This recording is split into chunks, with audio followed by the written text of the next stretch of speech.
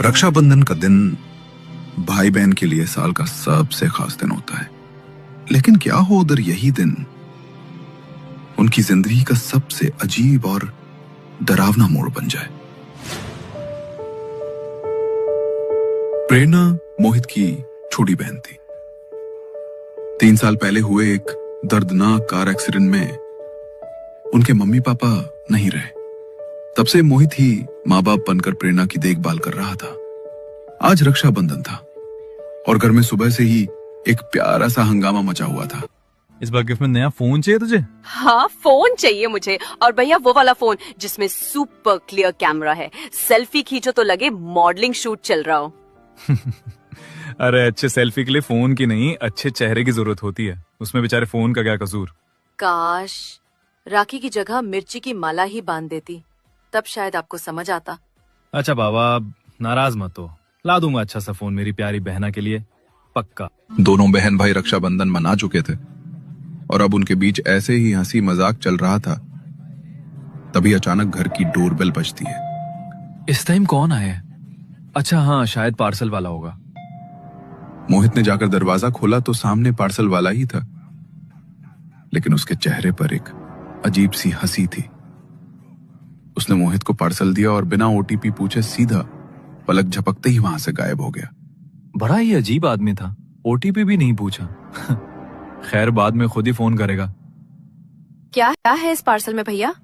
अरे तूने बोला था ना तुझे वो हॉरर स्टोरीज वाली बुक चाहिए, बस वही मंगाई है।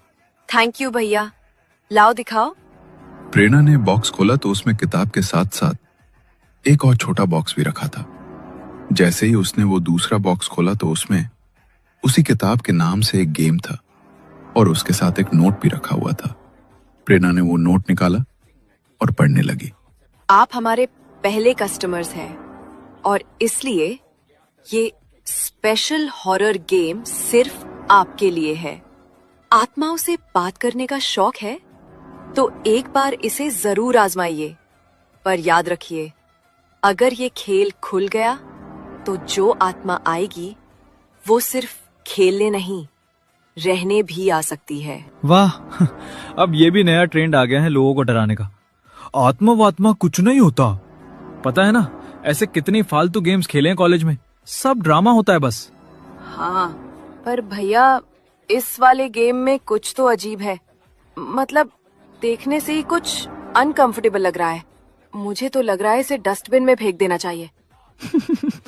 ओहो, तो इसका मतलब मैडम डर गई? नहीं तो किसने बोला मैं डर गई? मैं क्यों डरूंगी भला? बस मुझे अजीब लगा इसलिए कहा। ठीक है, तो फिर एक काम करते हैं, अगर तू नहीं डरी है तो आज रात हम दोनों साथ में ये गेम खेलते हैं। प्रेरणा का वो गेम खेलने का बिल्कुल भी मन नहीं था, लेकिन अपने भाई के बार बार कहने पर वो रात को उसके साथ वो गेम खेलने के लिए बैठ गई। मोहित ने कमरे की लाइट्स बंद कर दी और 4 कैंडल जलाकर कमरे के चारों कोनों में रख दी। फिर गेम को बीच में रखकर दोनों आमने सामने बैठ गए। देख, सबसे पहले हमें इस बोर्ड पर ये सिक्का घुमाना है और उसके बाद बोलना है अगर कोई आत्मा यहाँ है तो हमारे सामने आए, और फिर 3 बार ताली बजानी है। बस इतना ही करना है। रहने देते हैं ना भैया, मुझे ये सब बिल्कुल भी अच्छा नहीं लग रहा। सच में मुझे बहुत अजीब सा महसूस हो रहा है। अरे पगली, कुछ नहीं होगा, मैं हूं ना तेरे साथ। मेरे रहते तुझे कुछ हो सकता है क्या? तू बस मेरे ऊपर भरोसा रख, चल ट्राई करते हैं। मोहित और प्रेरणा ने बोर्ड पर रखे सिक्के पर हाथ रखा।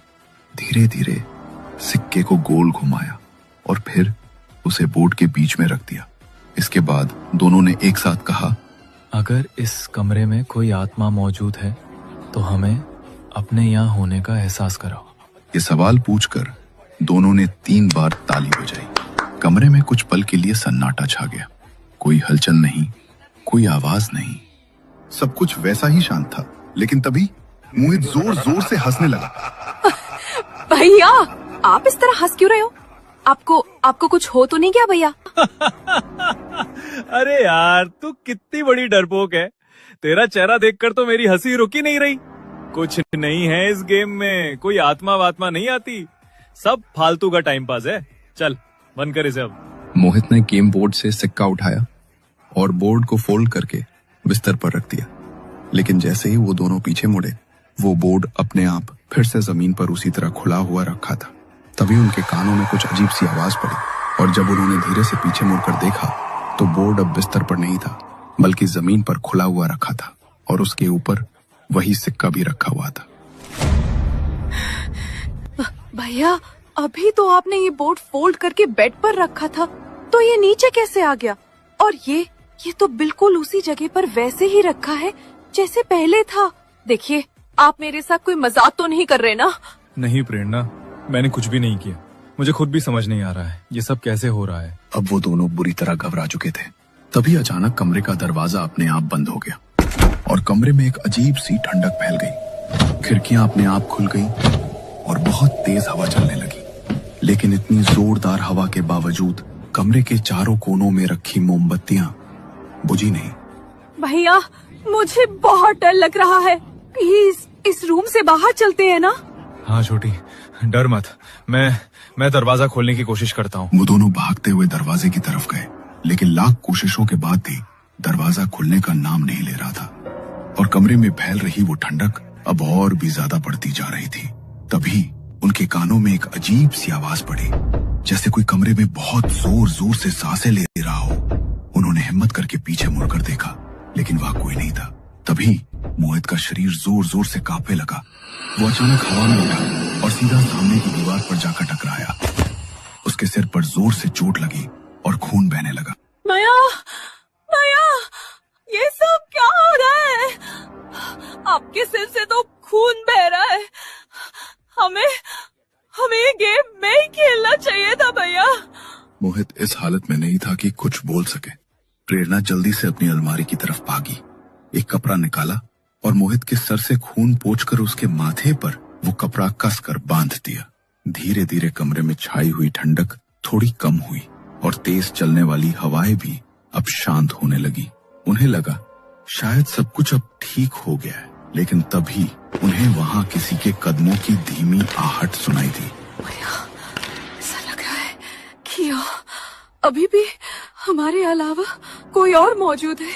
शायद हमें वो गेम दोबारा खेलकर ये बोलना चाहिए कि जो भी आत्मा यहाँ है, प्लीज यहाँ से चली जाए। तुम ठीक कह रही हो प्रेरणा, हमने ये गेम खेल के बहुत बड़ी गलती कर दी, लेकिन अब जब इसे शुरू कर ही दिया है तो इसे खत्म भी हमें ही करना होगा। दोनों ने फिर से वो गेम बोर्ड उठाया, बोर्ड के ऊपर रखे सिक्के पर हाथ रखा और उसे धीरे धीरे गोल घुमाया। हम जानते हैं कि हमारे पास यहाँ कोई आत्मा मौजूद है, लेकिन हम अब इस खेल को खत्म करना चाहते हैं। जो भी आत्मा इस जगह पे, कृपया यहाँ से चली जाओ। हमारा इरादा तुम्हें परेशान करने का नहीं था। कुछ देर के लिए सब कुछ बिल्कुल शांत हो गया, लेकिन थोड़ी देर बाद बोर्ड पर रखा वो सिक्का तेजी से गोल गोल घूमने लगा। कमरे में फिर से वो ठंडक बढ़ने लगी। इससे पहले कि वो कुछ समझ पाते, अचानक खुद ब खुद कमरे का दरवाजा खुला। पीछे से कसकर किसी ने मोहित के बालों को पकड़ा और उसे घसीटते हुए कमरे से बाहर ले गया। मोहित जोर जोर से घसीटता चला जा रहा था और प्रेरणा उसके पीछे पीछे भाग रही थी। भैया, भैया! अचानक घसीटते घसीटते मोहित घर के दूसरे कमरे के बाहर जाकर रुका, लेकिन मानो जैसे उसे किसी ने हवा में उठाया। कुछ देर बाद मोहित के पैर जमीन पर आकर टिके, लेकिन जैसे तो वो अपने होश में नहीं था। उसने अपना सर कमरे के दरवाजे में मारना शुरू किया। उसके सर पर पहले ही चोट लगी थी और प्रेरणा ने उसके सर पर जो कपड़ा बांधा था वो भी अब खून से भर चुका था। मोहित की ऐसी हालत देखकर प्रेरणा को कुछ भी समझ नहीं आ रहा था। वो डरते हुए उसके पास गई। उसने मोहित को रोकने की बहुत कोशिश की। भैया, आपको क्या हो गया भैया? प्लीज ऐसा मत कीजिए, आपको कुछ हो जाएगा। मोहित अचानक रुका। प्रेरणा अपने स्कार्फ से उसके माथे से निकला खून साफ करने लगी।